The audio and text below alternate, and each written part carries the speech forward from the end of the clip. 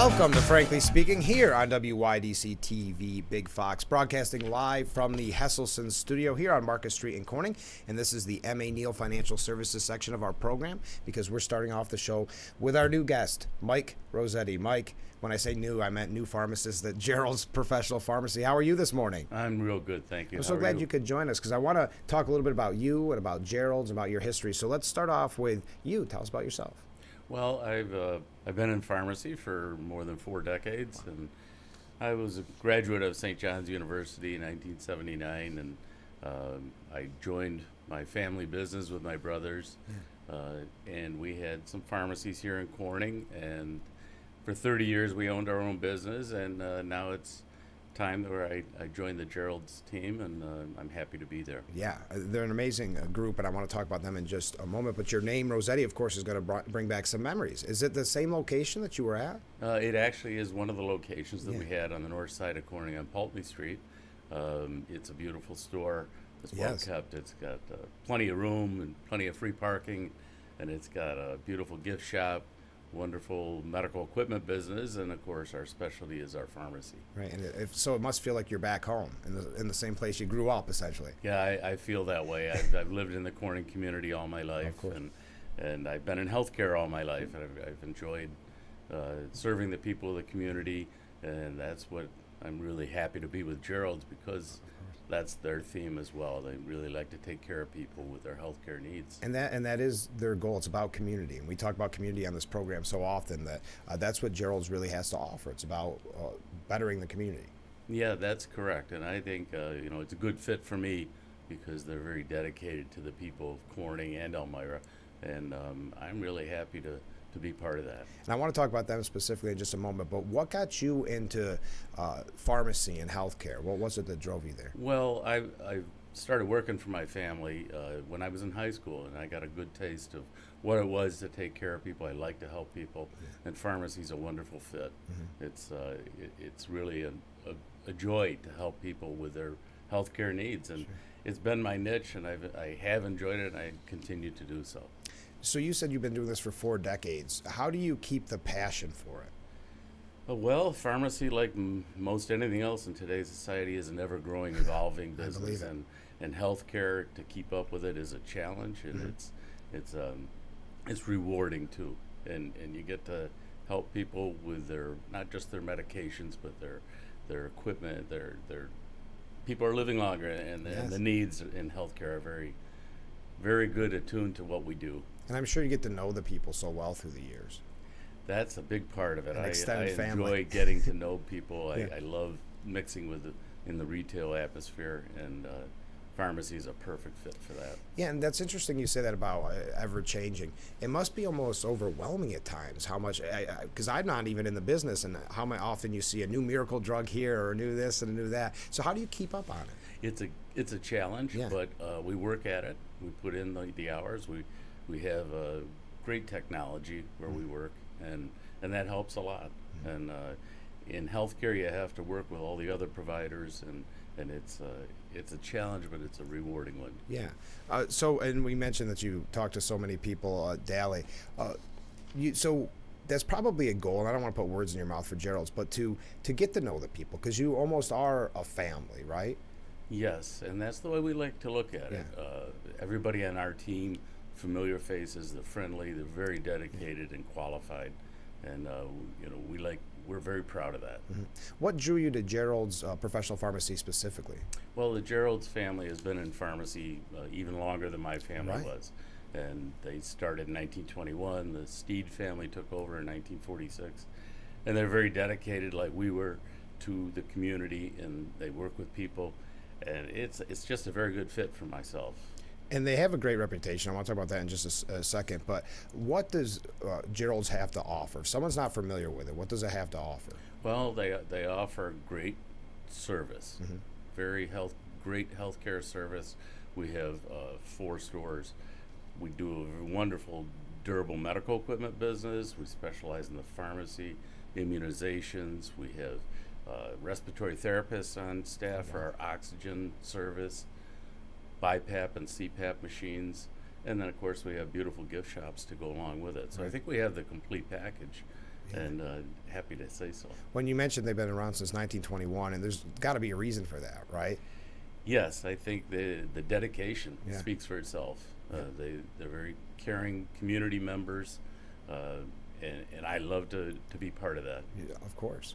What do you think it is that makes Gerald's so special and have that great reputation? Is it their focus on the community? Is it their family-like atmosphere? I think they enjoy the healthcare aspect of it. They're very involved in the community, always have been, and they care about people, and that goes a long way when you're talking about someone's healthcare needs. Well, and they do care about people, and that's, I think, what's different about a smaller group like Gerald's as compared to like a big box store or something like that. As we mentioned, you get to know the people, and you need that when you go to a pharmacist. Don't you Yeah, I think? think in this day and age, that's even more important. The service aspect, the familiarity of people who wait on you, and you get to know your customers and what their needs are, and that's very important. It is. And you can find out more at geralds.com. You said you have 4 locations? There are 4 locations. The one in Corning where I will be working, Horseheads, we have a store, and then there's 2 in Elmira. Okay. Did you just start, or when did you? About a month ago, I about a joined month the ago. team. Yes. How's it going? Should I ask you off the I'm air? I'm enjoying every bit of it. Yes. Well, Mike, thanks so much for being on the program this morning. Is there anything before we go that you'd like to say about Gerald's, if anybody's not familiar? No, I just would love to be servicing the people of the Corning community again, and I'm really happy to be there. Well, we're glad to have you back. Yeah, thanks. All right. Thanks, Mike. We'll be right back with Frankly Speaking here on WYDC TV. Big Fox, stay with us.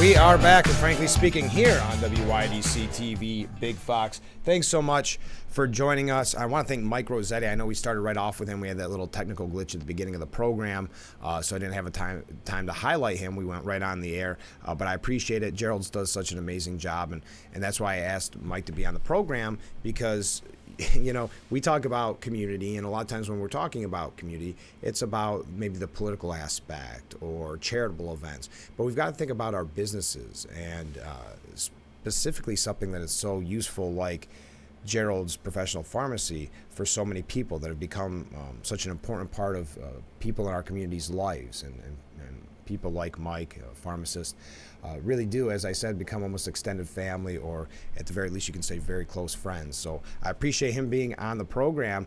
It was nice to have him on, and we started off with a bang, and we're going to talk about a lot of issues this morning. So as always, you can contact me. Right there's the information. Thank you, by the way, to people that reached out during the interview. I was aware of the commercials. That was a little glitch in the computer, as is want to happen quite a bit. But I do appreciate you reaching out and mentioning that to me, and also those who knew Mike and wanted to say hi. I didn't get a chance to say hi to him. I didn't check the email because I wanted to get right to our interview. So thank you for that. There's our contact. Well, we've got some political issues, as you can imagine, this morning. Donald Trump saying he's the target of a special counsel's criminal probe into the 2020 election aftermath. That is the big headline this morning. Specifically, I have it from CNN, but you could go nearly anywhere for that story when it broke yesterday. Trump posted on Truth Social, deranged Jack Smith, the prosecutor with Joe Biden's DOJ, sent a letter. Again, it was Sunday night, stating that I am a target of the January 6th grand jury investigation and giving me a very short 4 days to report to the grand jury, which almost always means an arrest and an indictment. So we've heard from both sides on this. Both, I don't know if, well, I'm not going to say pro-Trump or anti-Trump, just both sides of the issue specifically. Whether it's Republicans speaking out against it, whether it's Democrats or those in the media speaking out for it. I want to take a look at those comments here in just a little bit. I'm sorry, I'm just checking my time because things got thrown off by that computer glitch at the beginning. But the White House, of course, discussing this issue, being asked by a reporter, Press Secretary Jean-Pierre, was asked, former President Trump received a letter from the special counsel that he's being investigated for his role in efforts to overturn the 2020 election. House Speaker Kevin McCarthy says the Biden administration has decided to weaponize government to go after their number one opponent. And that's a term you're going to hear a lot, weaponizing the two-tier justice system. We've been hearing it on a pretty consistent basis. Jean-Pierre cut the reporter off saying, so that was the reporter, Jean-Pierre saying, here's what we have done. The president respects the Department of Justice, their independence. He has been very, very steadfast on making sure that the rule of law comes back to this administration, comes back in the White House, and clearly the administration more broadly, and that's what you have seen. I'm just not going to comment on this particular case. So the White House saying that now, I guess,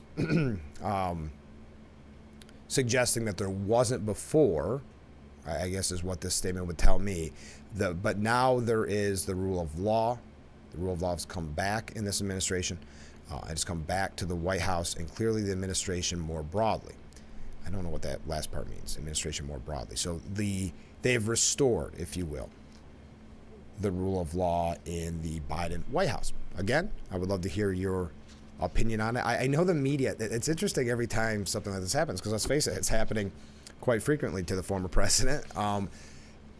The media gets very giddy, and they quickly pick like a hero or someone that they start to really worship. For instance, remember when the media was all, at the beginning of COVID, was just all in for then Governor Cuomo.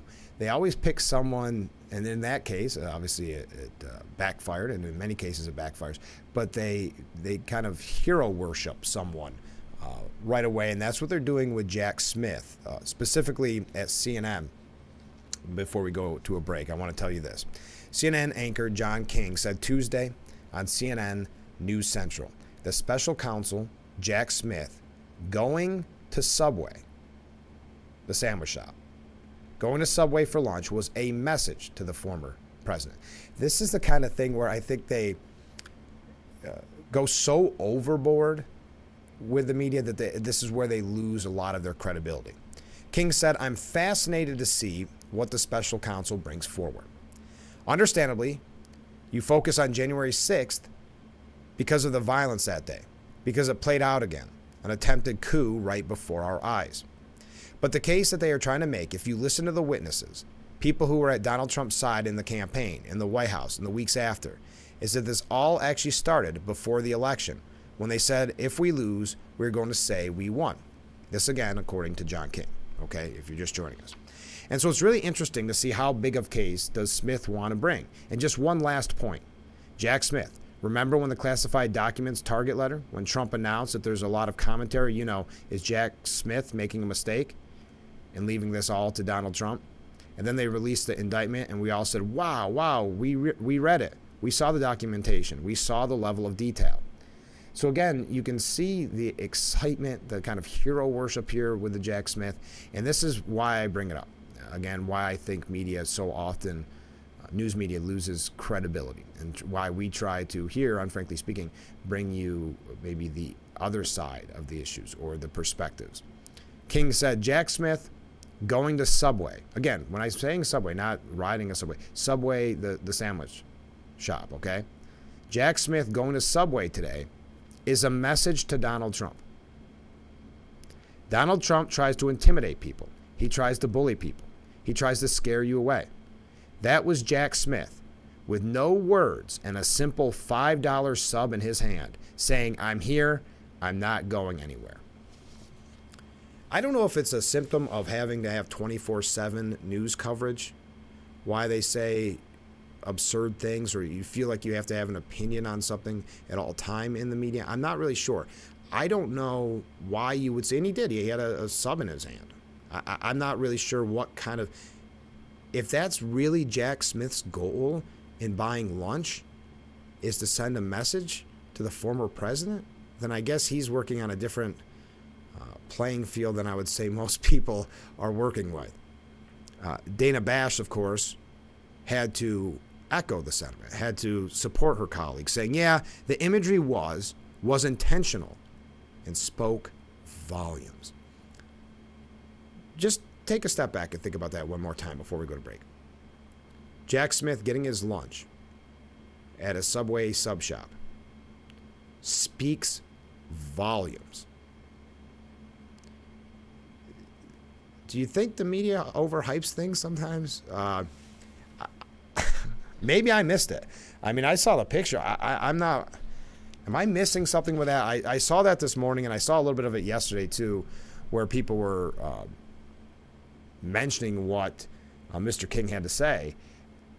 I guess maybe I'm just not seeing the importance or how much volume it speaks for Jack Smith here. But it is interesting when the media hitches their wagon to someone, and Jack Smith is definitely that person today. We'll see if it continues that way. We're going to take a look at what some of the Republicans had to say about it.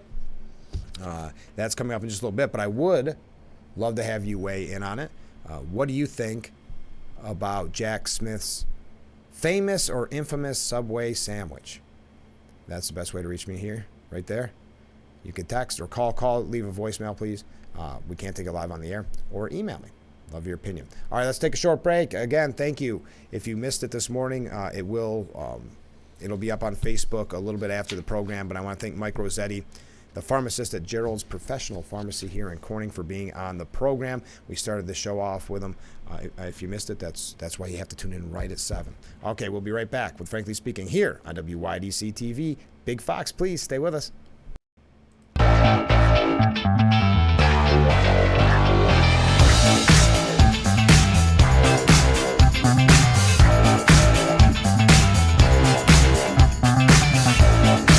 We are back with Frankly Speaking here on WYDC TV. Big Fox, thank you for joining us. I'm your host, Frank Acom.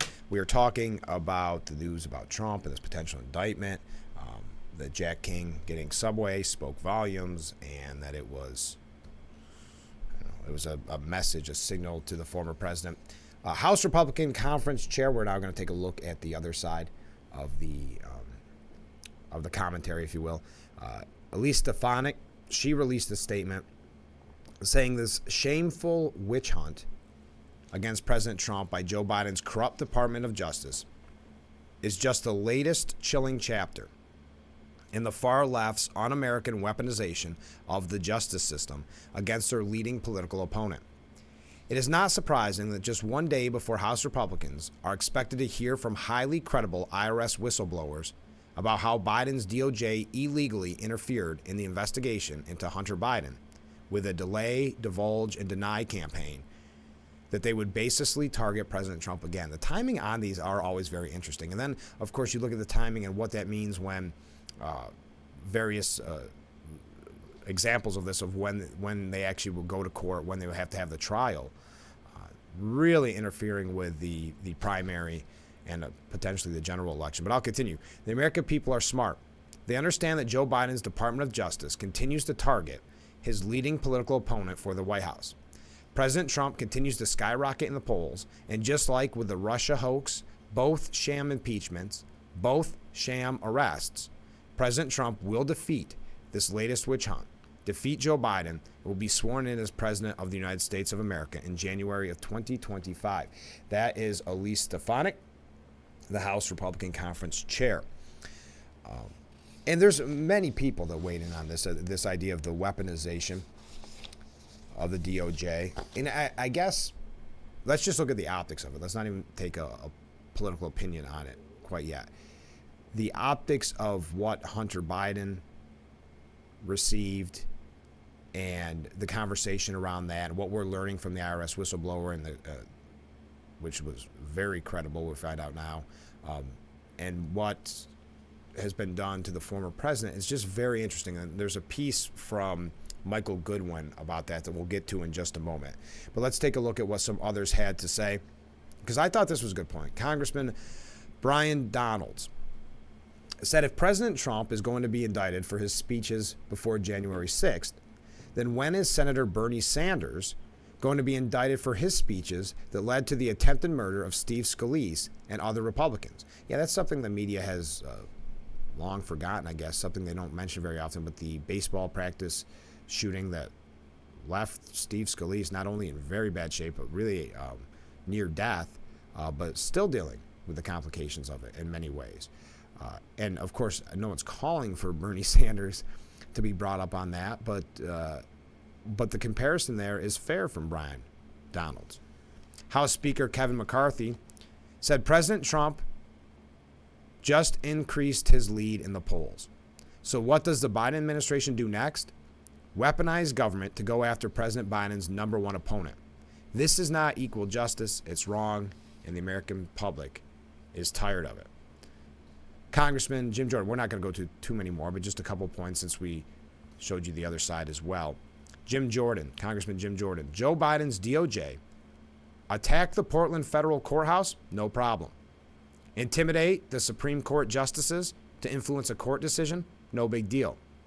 But if you're President Trump and do nothing wrong, prosecute. Now, Jim Jordan is the chairman of the House Judiciary Committee, if you're not aware. He also finished by saying, Americans are tired of the double standard. And I think that is a very good point. No matter what you think of the cases against Trump or whatever you think about the plea deal with Hunter Biden, I feel that double standard could go through your head, even if you are a Biden supporter, even if you dislike Trump. Double standard does seem to pop into your mind.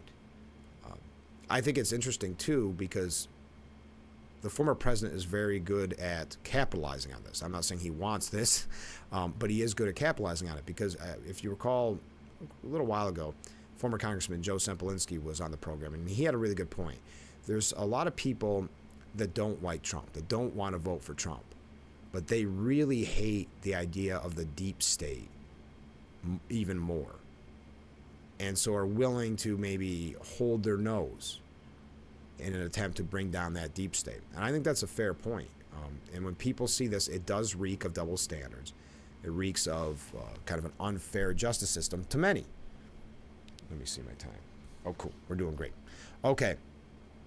Steve Scalise, who again was a shot at that baseball practice many years ago, said, let me get this straight. Biden's DOJ targets Trump again the same week he's up in the polls, and an IRS whistleblower is testifying that Biden's DOJ obstructed an IRS investigation into Hunter. And that's true. This is the second time that's happened.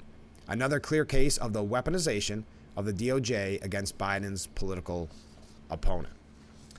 Ted Cruz saying the continued politicalization and weaponization of the Department of Justice has turned our institutions into enforcers for the Biden administration's partisan priorities. It remains deeply harmful to the rule of law. That's Senator Ted Cruz. And I thought this was an interesting point. And by the way, DeSantis weighed in on it. We'll get to that in a moment. But I thought this was an interesting point coming from, who is this? Matt Rosendale, Representative Rosendale, saying, how is it that the person who offered to dramatically increase security on January 6th, President Trump, is the person who is going to be charged for those entering the Capitol? What about those who refused the extra security? Speaker Pelosi and Mayor Bowser. Another fair question coming from, in this case, Representative Rosendale. Now, they asked, of course, DeSantis, if you recall, earlier in the week I mentioned this, or maybe it was late last week, DeSantis has changed his campaign style. He is now going to outlets other than Fox and some of the more conservative outlets, and he gave an exclusive, if you will, I think that term's overused, but an exclusive interview to CNN and was on the program The Lead. Well, of course, and this is something that DeSantis is going to have to keep in mind, the interview ends up turning, in many cases, will be turning into talking about Trump, his opponent. Now, that could be a good thing if he can get some digs in there, but it should be about DeSantis, right? I'm sure DeSantis wants to tout his record or promote himself, but that was just a little bit of a tangent there. So DeSantis gave a very long answer, and I'm just going to cut it down to what I think is the most important part of it.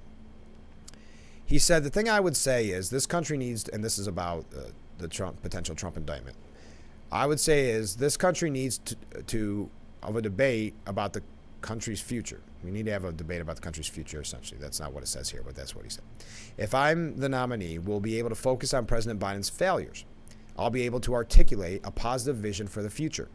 I don't think it serves us good to have a presidential election focused on what happened 4 years ago in January. And it is amazing to think about that. 4 years. And the media covers January 6th as if it happened yesterday. I mean, I don't know. Has it ever went away from the nightly news? I mean, maybe a day or two, maybe around Christmas. I'll continue. So I want to focus on looking forward. This again, Governor DeSantis. I don't want to look back. I don't want to see him. I hope he doesn't get charged. And this is the reason I bring it up. I hope he doesn't get charged. I don't think he will get charged. I don't think it will be good for the country. But I have to look forward, and that is what we're going to do. Yeah, I think many people are more reasonable. I understand. If you don't like Trump, you're going to say, good, this is the best thing that ever happened. But even if you're not that political of a person, I think we can all agree this is not good for the country. It divides us even more at a time of great divide. It also, all of these indictments and all these attacks on the former president, I don't think sends a good message to our adversaries, to even our allies, of what is happening over here in the United States and what happens when a president is out of office and a rival political party takes over. Just a thought. Again, enough about my thoughts. What do you think? So that's everybody weighing in, with one exception. When we come back from break, I did want to talk about Michael Goodwin's piece quickly, and then we'll talk a little bit maybe here about what this means for the future, what is being talked about behind closed doors if we have a chance. But we've got to take a break. So stay with us. This is Frankly Speaking on WYDC TV. Big Fox, please stay with us. We are back with Frankly Speaking here on WYDC TV, Big Fox, broadcasting live from the Hesselson's studio here on Market Street in Corning. I am your host, Frank Acom. I just received this during break. Seems like they grasp at every opportunity they can to support negative sound bites against Trump. They figure if they throw enough stones in the pond, it will raise the case against him. But their stones only sink to the bottom. I will say what I find fascinating in all of this, when what would typically hurt any other politician happens to Trump, it ends up benefiting him. I mean, it seems like every time there's an indictment or some charge or some rumor, his poll numbers continue to go up. It goes up even more so at that time, and fundraising goes up as well. So it's really fascinating to watch. But I think it goes back to that theory that someone might not like Trump, but they really hate the idea of a deep state. So I wanted to mention this one story, and then we're moving on from this topic. I didn't want to spend the whole program on this, but we do have a really good New York story to get to as well. But Michael Goodwin said, assume that you are the Attorney General of the United States and have a devilish desire to persuade as many Americans as possible they should not trust their government. Okay, imagine that was your goal as Attorney General. You just want the American people not to trust their government. And Michael Goodwin's kind of echoing what we were saying earlier, if you can't tell already. How would you do it? Well, if your name is Merrick Garland, the answer is a twofold plan of attack. On one hand, you give the corrupt son of your boss every possible break. You bend the rules to protect him and hand him a get-out-of-jail free pass. The sweetheart deal also serves another purpose, because you definitely don't want anyone to know to what extent your boss was involved in the family's influence peddling scheme.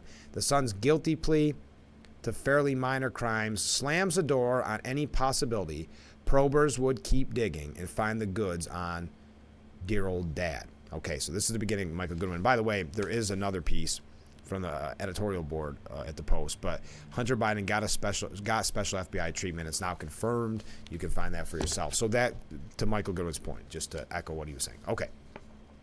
Meanwhile, the second part of your plot, again, if you're just joining us, the plot is if you were Attorney General and you want as many Americans to lose faith and trust in their government, how would you do it? So the first is you give Hunter a sweetheart deal. Second part of your plan also unfolds in spectacular fashion. Making history, you greenlight the prosecution of a former president who also happens to be your boss's leading political opponent. What a coincidence. And you don't just give the green light on one case, but in a belt and suspenders approach, you oversee the indictment of the former president in two separate federal cases, piling up charges that could land him in prison for the rest of his life. Your final move is to put on a solemn demeanor and insist publicly that every action in both cases, everything is above board and strictly according to law. Most Americans are not fooled and see you in your treatment with a dirty hand of partisan politics and conclude the whole thing is corrupt. Ordinarily, that would dismay a public official charged with defending the Constitution and applying the laws fairly and give rise to second thoughts. You, however, meaning in this case Merrick Garland, are cut from a different cloth and you have a different agenda. To you, it's mission accomplished. Okay, Garland is not actually trying to deepen the political gulf dividing the nation, but there is nothing he could have done that would have a greater impact if that had been the goal. And I would agree. I think this is something that even people that aren't necessarily political, that maybe don't have a side or don't have a certain candidate that they support vocally or loudly, sees this as so troubling, it could get them involved. It could get them behind a candidate. There is no way to be more politically obvious than the way he slow-walked and settled the Hunter Biden case and the vengeance in which he repeatedly goes after Donald Trump. Yeah, if that was his goal, he is being successful. So I'd love to hear your opinion on it. We're moving away from that when we come. Oh, one second.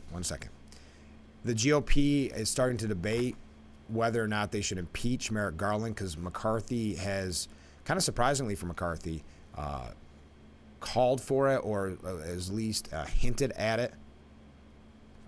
So that's going to be interesting. Now we'll take that break. Stay with us. We'll be back with Frankly Speaking here on WYDC TV. Big Fox, stay with us.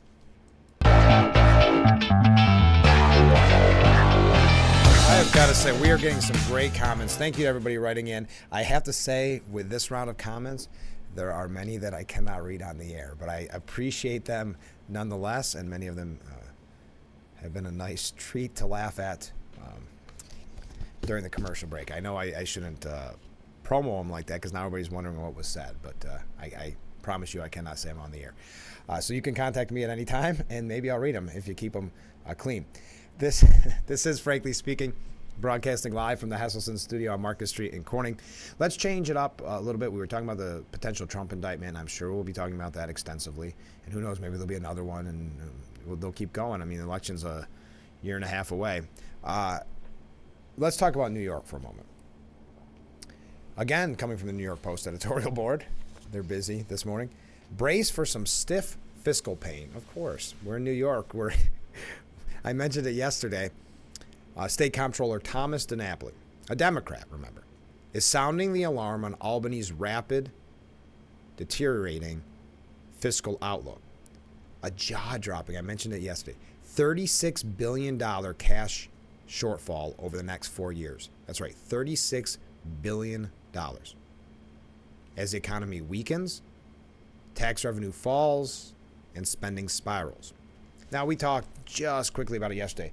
Obviously, people are leaving in droves. They keep throwing more taxes on the wealthy, and what do the wealthy do? They leave. Well, as I've said numerous times on this program, and this is what we're learning with this $36 billion cash shortfall, Albany doesn't cut back on spending. So who makes up the difference for all those people that have left the state? It's you and I. Those of us who have decided to stay here will have to pay for that burden. That will be our burden. That will be on our shoulders. So they can't plug the budget holes as they normally do. The state's fiscal outlook has changed considerably over the past year, and significant economic and fiscal risks could further upend the state's finances, said DiNapoli. Now, how did the state get to this point? You may ask yourself. You're not asking yourself. We know. But because even DiNapoli, a Democrat, sums it up in 4 words: spending up, revenue down. He cites slowing income growth and market volatility on Wall Street amid a cooling economy. In the next 4 years, state outlays are projected to grow by 17.8%, almost $22 billion, while revenues fall more than 10%. And according to DiNapoli, with the spending up and revenue down, we are at the point now according to the Post, I'm still not I don't think it's a guarantee they won't, but raising taxes is not an option, according to the Post. In 2021, Albany slapped a whopping $4.3 billion tax surcharge on wealthy New Yorkers. That became a very populist message. We're going after the wealthy, make them pay their fair share. Well, eventually, they say, you know who doesn't demand so much? Florida. Places with no income tax. But so this says the $4.3 billion tax surcharge on wealthy New Yorkers on top of an existing millionaire's tax that was supposed to expire more than a decade ago, but somehow just didn't. That made New Yorkers' state and local tax burden the highest in the nation, fueling the flight of wealthy taxpayers who took their tax revenue with them. And that means you and I, and maybe you're wealthy, but I'm saying that the people that aren't wealthy, now they have that burden on their shoulders. DiNapoli himself has noted that the number of millionaires who left the state in 2021 was almost 3 times higher than in 2019. But they keep going after the wealthy, keep throwing at the wealthy. It's, well, not going to work. We knew it wasn't going to work. We talked about it for years. But Albany always thinks they know better. This week, he warned, Thomas DiNapoli, that more tax hikes would only further hurt state income tax collections. Just so you know, and the New York Post puts this perfectly, you know things are grim and not good here in New York State when a liberal Democrat like DiNapoli is calling for spending restraints and warning against more tax bumps. That is not a good sign. That's more than a red flag. DiNapoli deserves credit for flagging the dangers, for telling us about it. He does. But that paints the picture of how bad it is in the state. The sooner Albany heeds his advice and curbs spending, the less pain New Yorkers will have to endure down the road. But time is quickly running out, and I don't think Albany is in such a bubble. I don't think this is all almost made up to them. That money is no object.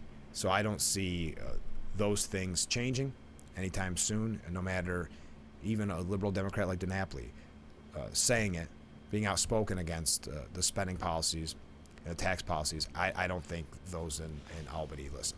It's just too far left, and with the Democrat supermajority, they can just keep doing these same tried and true, failed agenda items with no real repercussions. They'll get elected. Their salaries will continue to go up. But we've got to take a short break. Stay with us. We'll be back with Frankly Speaking here on WYDC TV, Big Fox.